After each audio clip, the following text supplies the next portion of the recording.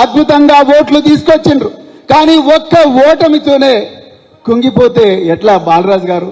నాకైతే అర్థం కాలేదు. ఆయన వీడియోలన్నీ చూసినా, ఆయన ఇంటర్వ్యూలో చెప్తున్నారు, ఒక కార్యకర్త అయితే నిన్నగాక మొన్న ఒక మీటింగ్ కొడితే కార్యకర్త 2 చేతులు జోడించి, సార్ 2007 సంవత్సరం నుంచి మీతోనే తిరుగుతున్నాను, దయచేసి పోకండి సార్, బీఆర్ఎస్ పార్టీ గెలవబోతున్నది, మీరెందుకు పోతున్నారు సార్ అంటే ఆయన గుండె కరగలేదు.